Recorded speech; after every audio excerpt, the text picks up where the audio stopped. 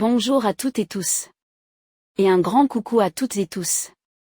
C'est Syriac Info qui présente la vidéo du maître Zulu Lassan, le seul enseignant de la spiritualité. Le sujet concernera les Jeux Olympiques, surtout le tableau présenté lors de l'ouverture qui intrigua le monde entier.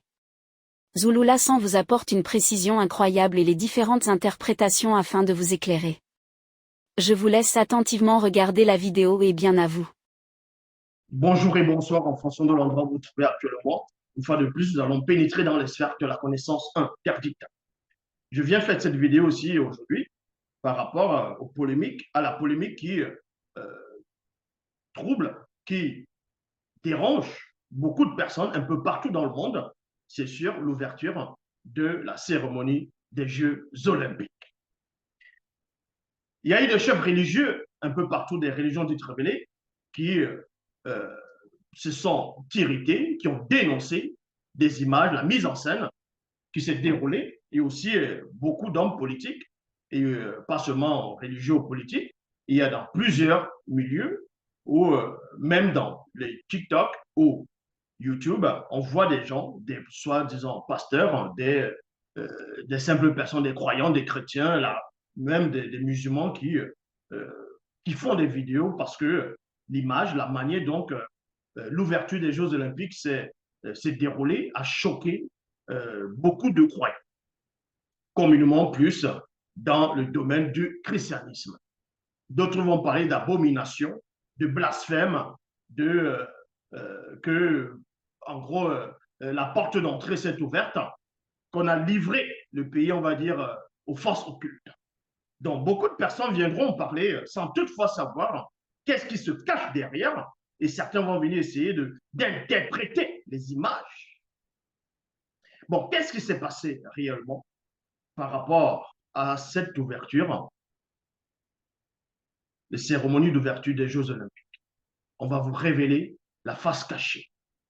Qu'est-ce qui se dissimule à l'intérieur? Vous voyez, il y a eu plusieurs images. À un moment donné, ils vont représenter, d'autres diront que l'ouverture, en gros, la cérémonie d'ouverture des Jeux Olympiques va être une parodie, va être un blasphème, comme j'ai dit, une insulte sur la personne de Yahushua Hamash, communément appelé dans les Bibles classiques en français Jésus, Jésus-Christ ou Jésus Nazareth. Et qu'ils auraient insulté le symbole même de la scène, la dernière scène où Jésus est en train de manger, de festoyer avec ses apôtres. Ils vont représenter des drag queens, des homosexuels, ils vont représenter les différents personnages.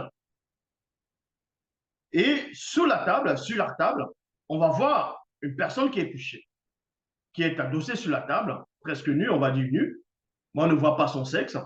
Et la personne est peinte en bleu. Et il y a des fruits, des raisins sur la table, ainsi de suite, il y a la coupe. Et d'autres ne savent pas qui est cette personne. Cette personne, dans la mythologie grecque, c'est tout simplement Dionysos. Donc, ils ont mélangé le christianisme et les dieux grecs. Qu'est-ce que ça symbolise réellement, ces fusions, ces deux scènes, ou bien tout simplement ces deux époques?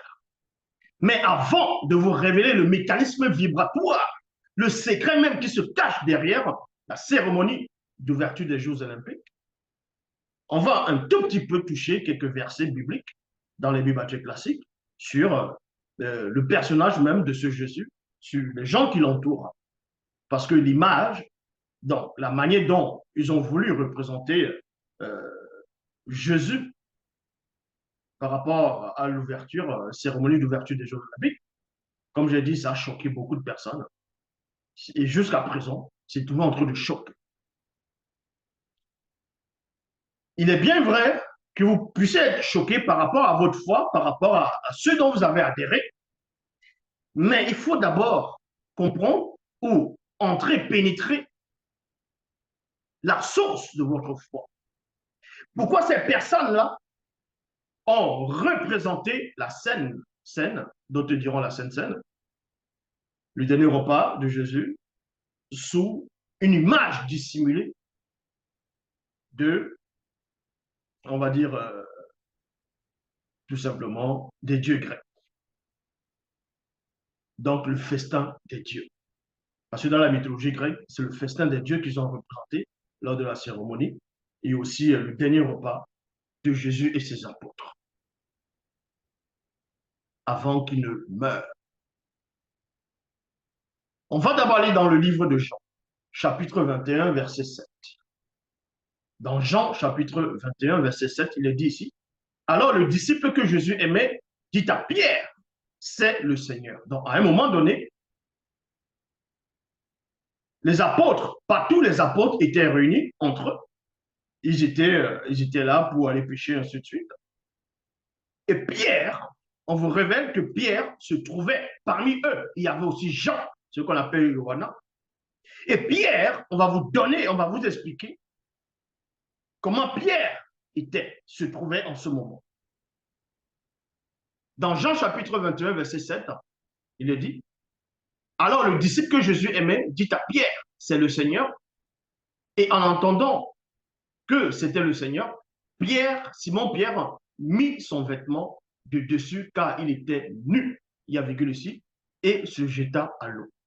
On vous apprend que Pierre, l'apôtre Pierre, était nu, donc il était à poil. On voyait ses parties intimes, ses autres collègues, ses amis, les autres disciples, le voyaient bel et bien nu. La question de savoir qu'est-ce que Pierre faisait nu avec son sexe dehors devant les autres hommes. Qu'est-ce qu'il faisait? Est-ce qu'on va aller pêcher le poisson étant nu? Qu'est-ce qu'il faisait? Pourquoi il a laissé voir sa nudité? Donc, avant de condamner l'ouverture, la cérémonie d'ouverture des Jeux Olympiques, qui a blasphème, on a mis des drag queens, on a mis des gens de certaines mœurs, il faut d'abord voir d'où vient la source de votre foi. Ceux, entre guillemets, qui sont censés apporter l'évangile. Quel était le comportement? C'était quoi le mœurs? Et quand on va dans Jean chapitre 13, verset 23, il est dit, dans Jean 13, 23, or, un de ses disciples, c'est-à-dire, c'était, on va dire, le repas. Ce repas dont ils ont mis en scène, on va dire, par rapport à l'ouverture de la cérémonie des Jeux Olympiques, c'était Jésus qui se retrouvait à table avec ses apôtres. À un moment donné, il va partager le repas, il va d'abord faire le lavement des pieds, il y aura le lavement des pieds, le lavement des mains, la tête, ainsi de suite. Mais à un moment, Jésus va dire que l'un d'eux, donc l'un de vous, c'est-à-dire s'adresser à ses disciples, va me trahir. Et Pierre, comme il était zélé, il va entendre cela, il va dire aux disciples que Jésus aimait le plus,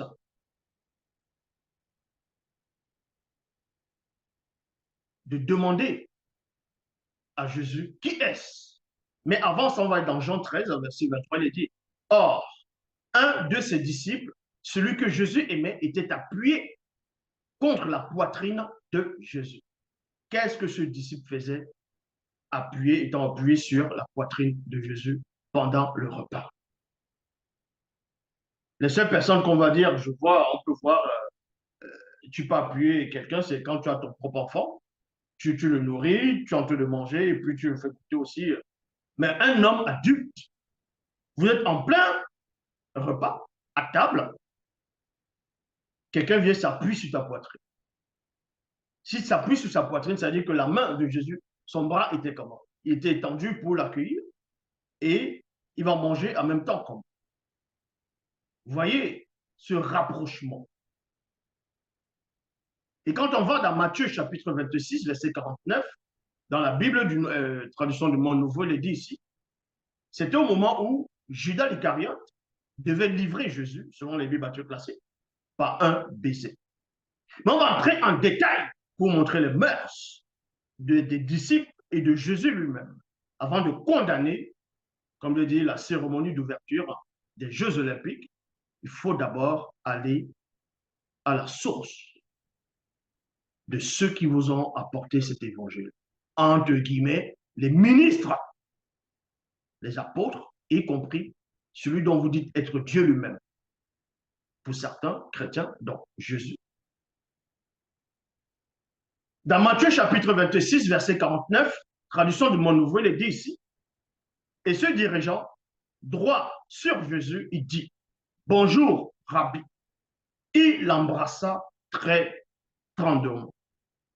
Donc, on vous dit ici que Judas a embrassé Jésus très tendrement.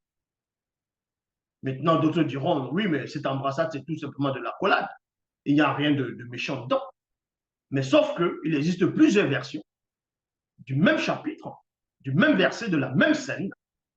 Dans la traduction, sœur Jeanne d'Arc, il est dit ici, aussitôt, il s'approcha de Jésus et dit deux fois, salut, Rabbi. Et il le baise longuement. Là, vous allez encore dire, c'est normal, c'est de la tendresse, il n'y a rien de méchant dedans. Mais on va aller dans une autre version, traduction Startfer, il est dit ici, il s'approcha aussitôt de Jésus, dont il, c'est qui, c'est Judas l'Iscariote, et, virgule, en lui disant, salut, Rabbi. Il l'embrassa, il y a virgule, avec effusion. Il embrassa, virgule, avec effusion. Effusion, c'est quoi? C'est fait de répandre un liquide. Ça veut dire qu'il a embrassé Jésus sur la bouche, il a embrassé, tu vois, il y a la langue qui se mélangeait, il y a la salive. Non, mais vous voyez, deux hommes qui sont en train de le faire, ça veut tout dire. Non seulement, avant ça, il y a déjà un disciple qui est tout nu à poil devant les autres, sans gêne. Et au moment où un des disciples, selon les bibliothéques classiques, vient livrer Jésus, celui-là, il embrasse carrément sur la bouche. Dans la tradition Startfer. Il embrasse sur la bouche et on vous dit avec effusion. Si vous ne comprenez pas le français, vous retournez à l'école. Effusion, c'est fait de répandre un liquide. Donc, ça dit qu'il a embrassé à la bouche, il y a eu la salive, il y a eu un mélange. S'il a fait cela, si Jésus n'a pas dit arrête, il n'y a pas de si, il n'a pas dit arrête. C'est-à-dire qu'ils avaient déjà l'habitude de le faire, ils étaient accoutumés à faire cela, à se voir nus. Donc, ceux-là qui sont venus faire la mise en scène sur la cérémonie de l'ouverture des Jeux Olympiques, vous pensez qu'ils ont fait ça juste comme ça? Ils se sont certes renseignés. Maintenant, il n'y a que des personnes mal affermies qui n'ont pas de substance spirituelle qui vont crier partout blasphème, c'est inadmissible, c'est la fin du monde. Non. Ils ne font que reproduire ce qui est. Ils n'ont fait que reproduire ce qui est. Là, on a touché le côté du christianisme.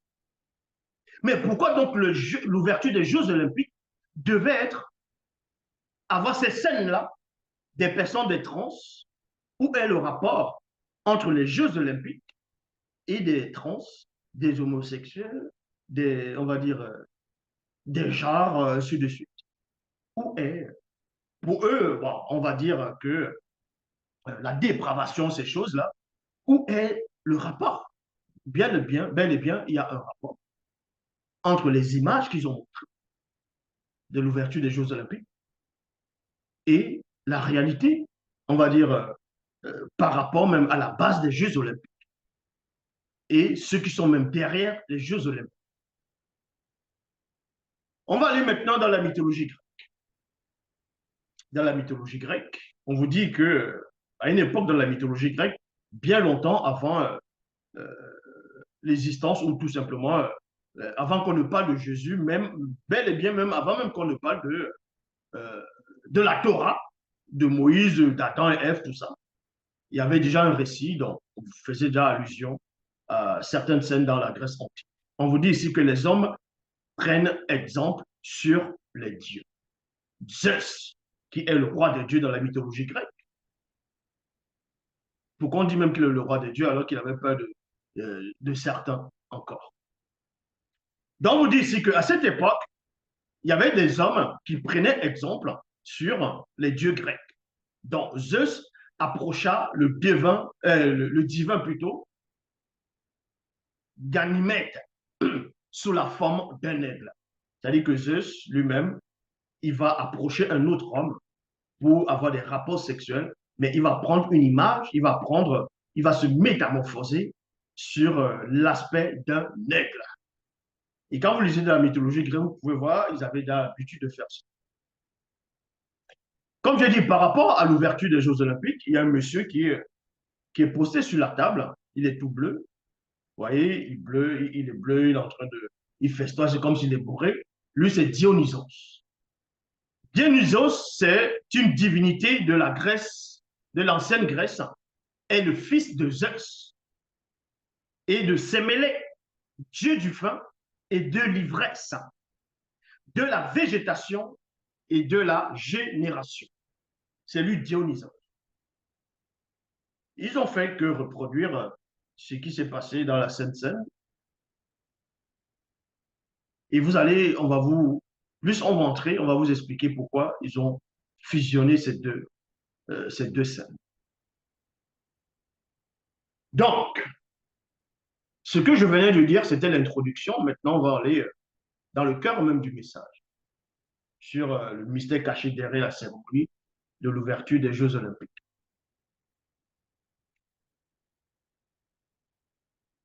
L'image qu'ils ont montrée à l'ouverture des Jeux Olympiques, ce n'est pas qu'ils ont copié la Sainte Seine où Jésus et les apôtres sont à table. Vu que dans l'histoire, selon la mythologie grecque, cette scène a déjà eu lieu bien avant l'existence, on va dire, l'histoire de Jésus. Mais d'une autre façon, c'est ce qu'on appelait le festin des dieux. Vous pouvez vous renseigner. Le festin des dieux, où ils sont à table, ils sont en train de manger, festoyer. Il y a même Dionysos. Ils sont à table et c'est une sorte de débat, ils sont en train de fêter quelque chose.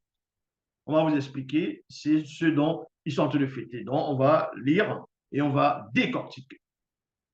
Sur l'Olympe, les dieux sont rassemblés pour un banquet célébrant le mariage de Thétis et de Pélée. Dans le festin des dieux était là pour célébrer un mariage entre Thétis et Pélée. Thétis s'est marié contre sa volonté à Pélée. C'est-à-dire que les dieux grecs vont célébrer un mariage de deux personnes, un mariage qui n'est même pas consenti. C'est un mariage forcé.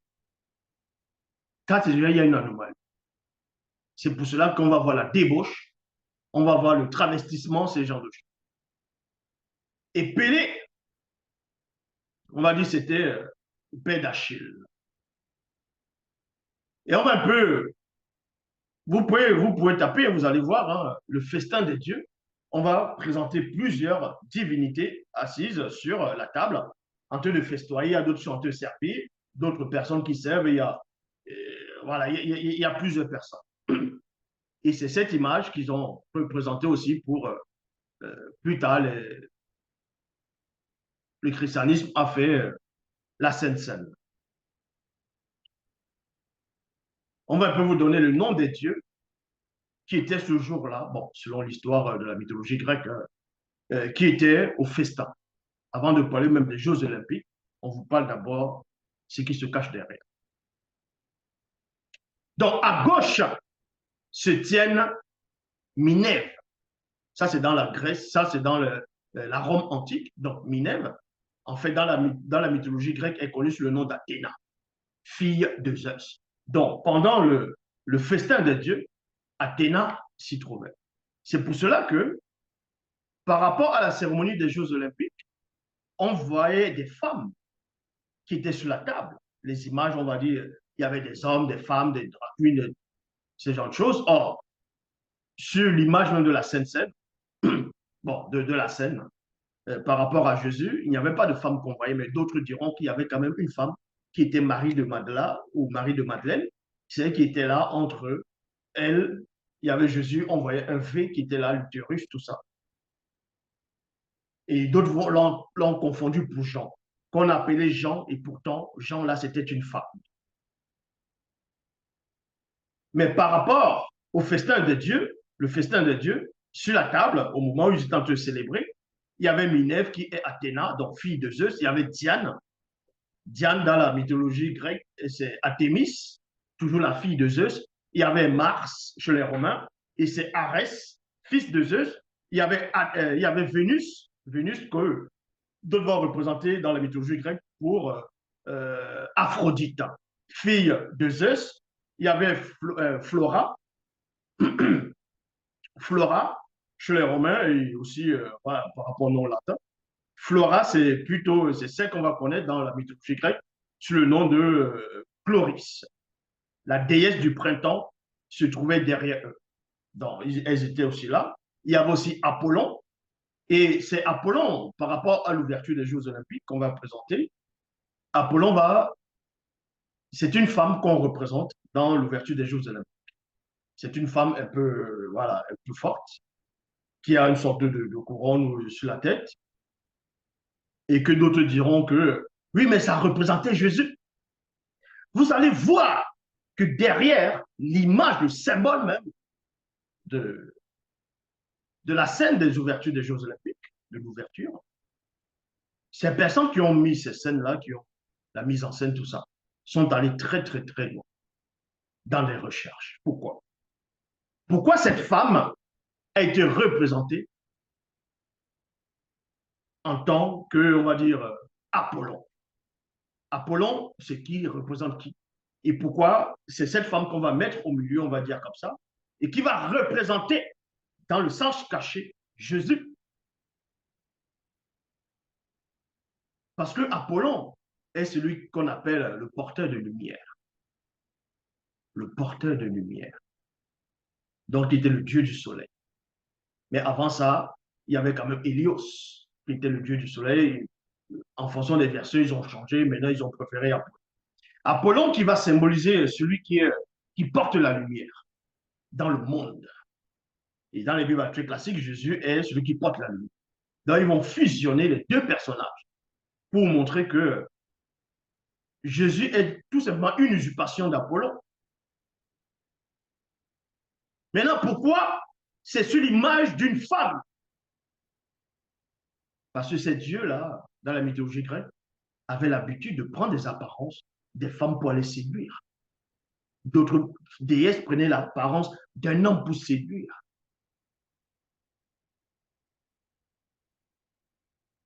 Donc, Apollon, fils de Zeus, couronné, identifiable à sa lyre, préside au centre de la table. Préside au centre de la table, de même que par rapport à la scène où Jésus est au centre. Il y a les apôtres qui sont là. Cette femme aussi va représenter Apollon au centre. Et maintenant, on dit aussi, parce que c'est un tableau qu'ils avaient fait aussi pour représenter le festin des dieux, on reconnaît plus loin Hercule dans Héraclès chez les Romains et Hercule dans la mythologie grecque qui est le fils de Zeus. Il y a Poséidon, il y a Neptune, donc qui est Poséidon, frère de Zeus. À l'extrême droite, Éric a déposé sur la table la pomme de la discorde. Donc Éric, dans la mythologie grecque, est la déesse grecque de la personnification et de la discorde et des conflits. Des conflits. Certains dieux manquent parce qu'ils ont essayé de. Je ne dis pas ici qu'ils ont vu les dieux, mais c'est dans l'histoire, ils ont essayé, ils ont lu l'histoire de la mythologie grecque, de même que d'autres aussi ont lu l'histoire des Bibles, ils sont venus représenter la scène. Donc, de Jésus, ils ont essayé de dessiner, chacun va dessiner à sa façon. Et aussi à cette époque, ils ont aussi essayé de dessiner l'image qu'ils représentent. C'est pour ça qu'on vous dit ici que certains dieux manquent, probablement en raison de la coupure. Donc, la toile a souffert sur la partie gauche. Sur la partie gauche, la présence du pan de Junon. Junon plutôt. Junon, c'est Athéna. A laissé penser.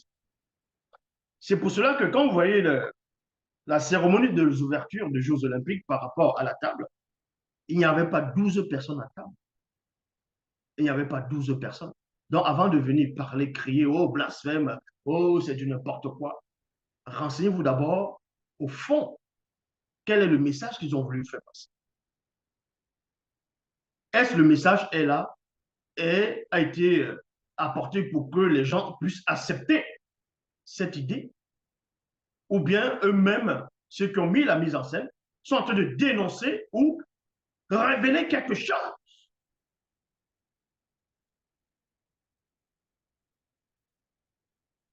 Donc, comme je dis, par rapport à ces images, les gens qui étaient sur la table, vous pouvez compter. Hein. Vous comptez, vous mettez pause et vous allez compter le nombre de participants. Ce n'était pas 12. Hein. Donc vous vous arrêtez que sur Jésus et les apôtres et vous criez scandale. Mais comptez, il n'y avait pas que 12 personnes à table. Il y avait d'autres qui passaient derrière. C'était le festin des dieux qu'ils ont représenté. C'était le festin des dieux. C'est-à-dire qu'il y avait plusieurs. Pan lui-même était là. Pan, c'est le dieu satyre. Donc, le génie de la forêt sauvage, de la nature sauvage. Dans le tableau, ils essaient de montrer Pan, il est là avec sa flûte.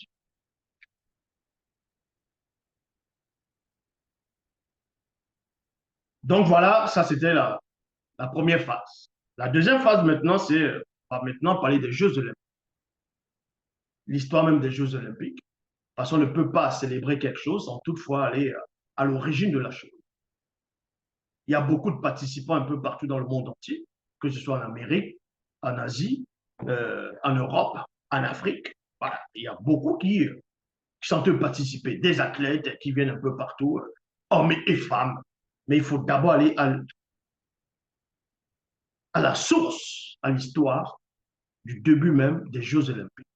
On va lire ici et on va décortiquer. Les Jeux olympiques se déroulaient en juillet. Voilà l'histoire, ça se déroulait normalement en juillet. Seuls les hommes d'origine grecque pouvaient conquérir. Je dis bien, seuls les hommes d'origine grecque pouvaient conquérir. Les femmes n'avaient pas droit de participer aux Jeux olympiques. Donc, les Jeux olympiques qu'on voit un peu partout maintenant, dans certains pays qu'on va présenter à chaque fois, on met des femmes. À l'origine, il n'y avait pas de femmes qui participaient aux Jeux olympiques.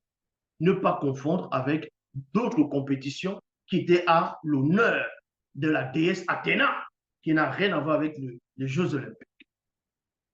Donc, la base même des Jeux olympiques, si tu n'étais pas grec, tu ne pouvais pas participer. Dans les Jeux olympiques qu'on voit, c'est juste une dénaturation de l'origine même des Jeux olympiques. Mais il y a quand même une base qui reste derrière, mais ils ont dénaturé après, au fur et à mesure, au fur du temps. Donc, lorsque les Grecs, non, lorsque la Grèce a été conquise par les Romains, ces derniers ont été autorisés à participer aux Jeux. C'est-à-dire la Grèce a été conquise par les Romains, dont les Romains, du coup, ils ont fait quoi? Ben, aussi, ils ont décidé de participer aussi à ça. Donc, ils ont pris, non seulement ils ont pris les dieux, voilà, ils ont pris, ils ont.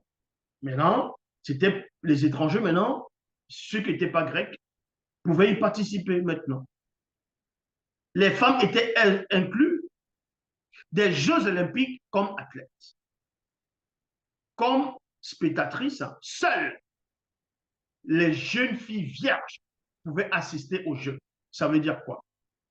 Ça veut dire que pendant la reine, quand il y avait les Jeux olympiques, tout ça, premièrement, c'était les Grecs, comme je dis, les hommes grecs, seuls qui pouvaient participer, parce qu'on parle des dieux grecs.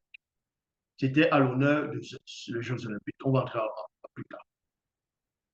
Donc, seuls les Grecs pouvaient y participer. Hommes. Grecs d'origine, hein, pas grecs euh, parce que on t'a acheté ou ceci, non. Grecs d'origine. Et les femmes ne pouvaient pas participer aux Jeux olympiques et aussi assister pour voir. Et c'était les femmes vierges. Vous voyez, c'était strict. Et c'était les femmes vierges.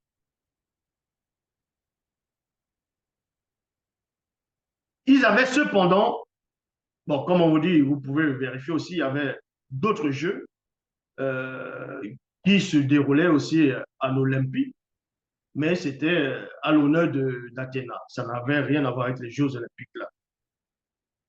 À l'origine, les Jeux olympiques se déroulaient sur une seule journée. À l'origine, les Jeux olympiques se déroulaient à une seule journée à partir de 468 avant JC. Ils s'étendaient sur les 5 jours. Donc, au fur et à mesure, ils modifient, ils modifient.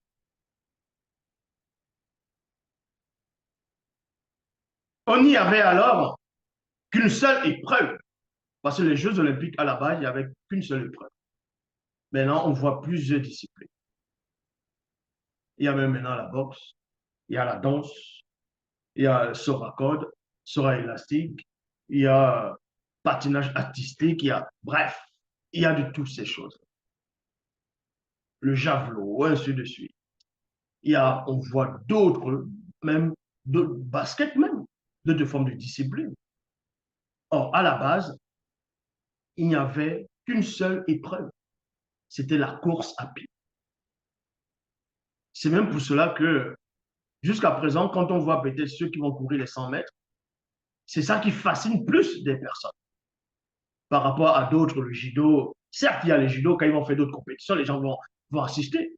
Mais l'image même des Jeux olympiques, ce sont les athlètes, ce sont les coureurs. Mais c'était ça à l'origine.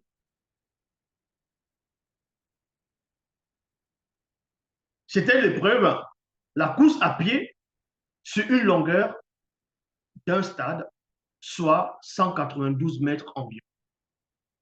Progressivement, d'autres épreuves sont rajoutées. Dès 724 avant JC, la double course, puis en 720 avant JC, on vous parle de la course de fond. Maintenant, on vous dit ici, si les concurrents étaient trop nombreux, on procédait par épreuve éliminatoire, puis la finale. C'est ce que vous assistez. En 708 avant JC, le Panthéon antique est définitivement constitué. Il se déroule à une seule journée. Il se compose dans l'ordre du déroulement du lancer du disque, du saut à longueur, du lancer du javelot, de la course, virgule, de la lutte et à point. Dans l'Antiquité, tous les 4 ans avaient lieu les Jeux olympiques. Dans l'Antiquité, tous les 4 ans avaient lieu les Jeux olympiques. Ils se déroulaient à l'Olympie, dans la cité d'Élis, sur la côte d'ouest du Péloponnèse, en Grèce. Maintenant, on vous apprend ici que les Jeux olympiques étaient considérés comme la plus importante manifestation sportive de l'Antiquité. Ces Jeux avaient pour but d'honorer le dieu Zeus. Donc, les Jeux olympiques étaient là pour honorer Zeus. Donc, tous ceux qui participent aux Jeux olympiques, qui célèbrent, qui les organisateurs, mais c'est pour célébrer Zeus. C'est toujours à l'honneur de Zeus. Que vous rajoutez d'autres disciplines, que vous allez modifier quelques symboles, c'est toujours, vous appelez ça Jeux olympiques. Dans ce cas, enlevez le nom Jeux olympiques, mettez Jeux d'autres noms. Mais c'est toujours à l'honneur de Zeus. Donc, les Jeux olympiques dont les gens voient, c'est l'idolâtrie. C'est l'idolâtrie à ciel ouvert de presque toutes les nations qui y participent. C'est l'acceptation des divinités grecques. D'autres disent qu'ils sont dans les religions dites révélées, ils disent qu'ils ont les dieux uniques, mais ils participent quand même à honorer un soi-disant Dieu connu sous le nom de Zeus. Vous voyez, les gens ne savent rien. Donc, à quoi ça sert de vous énerver qu'on a représenté tel personnage, vous dites blasphème, le fait même que vous-même, vous y allez participer à ces choses, vous êtes même déjà contre votre propre foi. Parce que vous honorez d'autres divinités.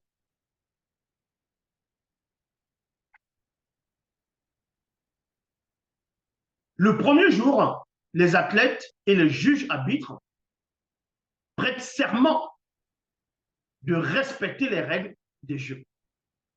Des sacrifices sont organisés à l'honneur de Zeus, virgule, la flamme est allumée et par main à main. Dans le symbole de la flamme, qu'on voit la flamme olympique, ça vient de, ça c'est pour honorer Zeus. Mais si vous ne comprenez pas, la flamme va symboliser quoi? Un athlète qui prend la flamme, il se met à courir. C'est-à-dire qu'il est en pleine initiation. Et la flamme va symboliser, on va dire, son génie qui le guide. Apollon va le guider en même temps, en tant que lumière, pour arriver à Zeus. Ce sont les choses qu'on ne pourra pas vous dire. C'est pour ça que la flamme, elle est là. C'est pour ça que même dans les Bibles classiques, il est dit dans Psaume 119-105, ta parole est une lampe à mes pieds. Donc, c'est la lampe olympique qui va aussi symboliser quoi? Honorer les dieux. Parce qu'au départ, les dieux, quand vous connaissez l'histoire de la mythologie grecque, les hommes ne savaient rien. Maintenant, il y a eu plusieurs versions. Il y a une version où il y avait un des titans qui a donné le feu aux hommes. Et Zeus s'est irrité parce que le feu va symboliser l'ouverture, la clairvoyance, va symboliser l'émancipation, la technologie, ainsi de suite. Donc, c'est pour ça qu'on vous dit ici, il y aura des sacrifices. Il y aura des sacrifices. Et maintenant, sauf que là, ils ont enlevé le symbole des sacrifices, c'est-à-dire tuer des animaux à l'honneur de Zeus. Sinon, ceux qui militent contre les animaux, pour les animaux, ça va être, on va dire, bah, attendez, vous êtes en train de faire des rituels occultes en plein, devant tout le monde, quoi. Maintenant, les sacrifices qui seront derrière aussi, dans certains pays, si tu veux participer, il faut que tu te mettes sur le canapé, il faut que voilà, tu sais ce que tu dois faire. Donc, il y aura, les gens vont sacrifier des divinités, il y aura plein de choses comme ça. Mais à la base, comme je dis ici, des sacrifices sont organisés à l'honneur de Zeus. La flamme est allumée et main par main. Donc, on prend, on transmet, on transmet. Vous voyez? Voilà la base des Jeux olympiques, voilà la base de la flamme olympique. C'est juste à l'honneur de Zeus. Donc, toi qui te dis chrétien, toi qui te dis dans telle religion, dans telle croyance, dès que tu participes à ça, tu ne comprends même pas déjà où tu te trouves. Donc, ta foi même, elle est basée sur du néant. Vu que tu es en train, le fait d'y participer, tu es en train d'honorer Zeus. Que tu crois à son existence ou pas, tu es en train de prêter un serment, en train de courir, d'honorer un dieu grec du désordre, un dieu, voilà, ce Zeus-là. On connaît la réputation de Zeus. Et ensuite, on vous dit ici, durant les premiers Jeux olympiques de la Grèce antique, la flamme olympique, on vous dit ici, durant les premiers Jeux olympiques de la Grèce antique, la flamme olympique n'existait pas. À l'époque, des torches étaient allumées. C'est toujours pareil, la flamme ou les torches, c'est toujours quelque chose qui est allumé. Donc, ce symbole-là est toujours là. Les torches étaient allumées avec des cérémonies religieuses à l'honneur, en honneur plutôt à certains dieux, ou durant des compétitions sportives comme des courses de flambeaux. C'est pas pour rien que même le soir, au moment où dans Matthieu chapitre 26, verset 49, dans les Bibles classiques, quand Judas vient embrasser Jésus avec effusion, donc la langue se mélange, la salive, il s'embrasse, il se bat. Mais Judas était venu avec des personnes, ils avaient des torches,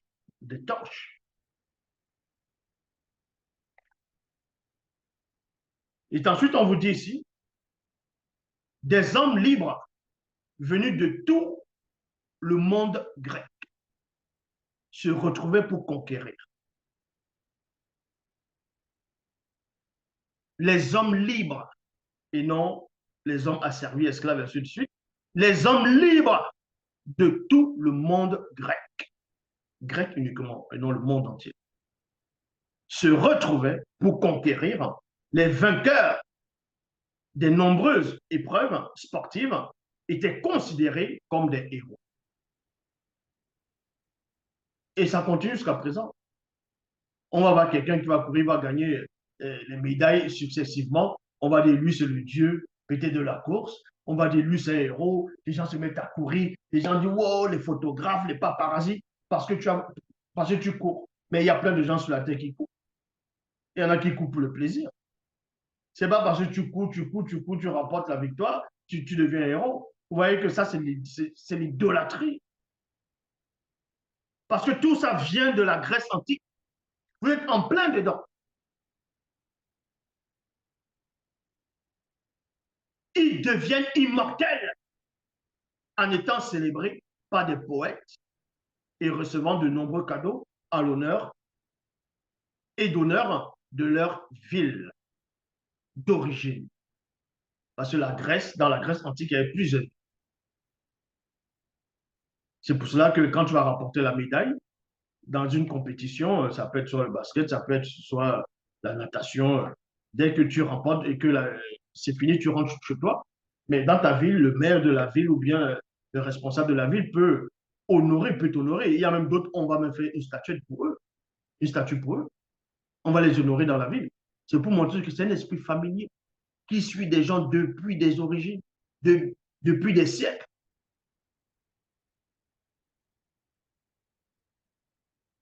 Les Jeux olympiques antiques ont duré 12 siècles.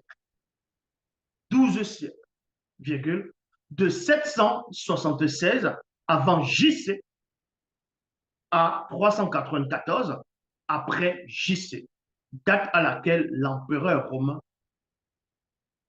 Théodose Ier les interdit.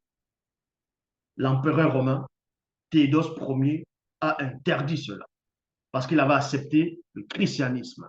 Il avait embrassé, comme je dis, il avait embrassé le christianisme. Donc c'est pour cela que lui-même il a compris, il a dit, hey, le fait d'accepter toujours ça, c'est pour honorer d'autres dieux. C'est pour honorer les divinités grecques. C'est pour ça qu'il va interdire cela. L'empereur Théodose Ier est né vers 346 à Caucase, donc en Espagne, et est décédé en 395 à Milan, donc Italie. Il était empereur de 379 à 395. Pendant son règne, Théodose Ier prend deux édits importants. L'un en 380, l'édit de Thessalonique, et l'autre en 391. Ces deux édits interdisaient les anciennes religions, les anciennes religions polythéistes. Polythéiste qui veut dire personnes qui croient en plusieurs dieux. Donc, ils ont interdit l'étude grecque, ils ont interdit plusieurs qui s'adoraient, qui allaient dans le culte de plusieurs dieux, et même les Jeux olympiques, parce que c'était aussi devenu à l'honneur de Zeus et des autres dieux. Le christianisme devient alors la religion officielle de l'Empire romain. Et les cultes païens et les cultes païens anciens sont interdits. Les Jeux olympiques, c'est un culte païen. Les preuves archéologiques montrent que les Jeux se sont déroulés à l'Olympie bien avant la date officielle de leur création en 776 avant JC. La création des Jeux olympiques a donné lieu à plusieurs versions légendaires d'après l'une des versions, virgule, Héracléis, chez les Romains, mais dans son nom grec, c'est Hercule, aurait créé les Jeux olympiques à l'honneur de son père Zeus, une fois accomplis ces 12 travaux. Donc, comme on dit, Il y a plusieurs versions, comme dans la coutume, même dans les religions du tremblé, il y a tout le temps plusieurs versions qui se contredisent. Donc, comme on dit, c'est dans la mythologie grecque, Zeus, Hercule, serait à l'origine des jeux de, on va dire, de la création, bien de la fabrication des Jeux olympiques, une fois accomplis ces 12 travaux. On parle des 12 travaux de Hercule. Après, il y a les Jeux olympiques et ainsi de suite. Il y a même des peuples, où ils ont essayé de présenter ça. Au moment où on montre Hercule qui descend sur la terre, il vient sur la terre, il se met à participer aux Jeux olympiques, tout ça. Et c'était à l'honneur de Zeus. Donc, ceci pour vous montrer, je vous ai toujours expliqué que tout ce que vous faites sur la terre, vous êtes tous dans la confusion, dans le mensonge. Vous êtes tous dans la confusion et dans le mensonge. Est-ce que vous comprenez? Donc voilà, des personnes qui se disent pieuses, qui sont dans la religion, que non, on ne doit pas associer telle divinité à notre Dieu, mais vous allez participer aux Jeux olympiques, à l'honneur de Zeus, à l'honneur des dieux. Vous ne voyez pas qu'il y a, pas une, vous ne voyez pas qu'il y a une confusion. Vous ne voyez pas. Mais c'est normal. Vous êtes tous dans la confusion. La seule vérité est en face de vous. Là, c'est encore glorifié.